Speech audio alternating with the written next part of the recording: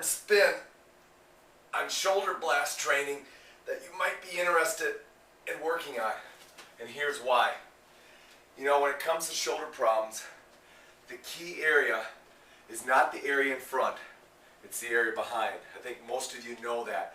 It's working that posterior muscle group and making sure that scapula is stabilizing, make sure that rotator cuff is dynamically stabilizing, not just moving your shoulder.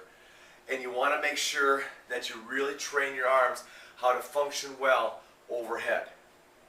So a lot of times I like to take a typical overhead press and turn it into a military press or a behind the neck military press.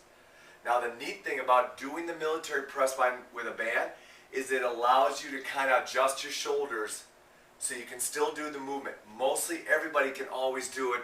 Let me show you what I mean by being a client-friendly military press exercise. We're going to go ahead and stand on the band.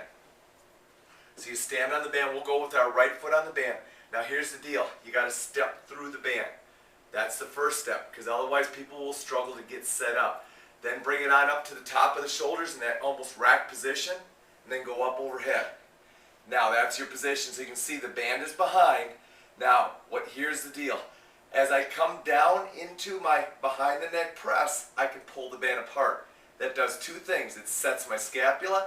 It also allows me to adjust if I have some anterior shoulder tightness that limits my ability to go behind my head.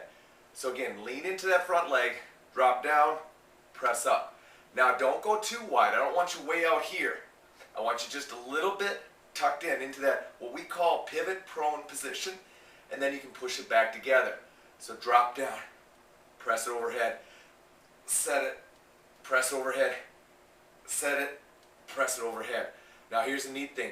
Let's knock out some more posterior shoulder training by bringing it up and going ahead and doing some simple pull aparts, which is going to also really drive my scapular stabilization and my glenohumeral stabilization.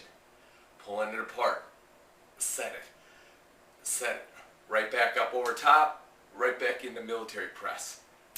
Great combination movement to work that posterior compartment of the shoulder, which we all know is where everything starts and finishes when it comes to getting good shoulder stabilization and a great shoulder workout.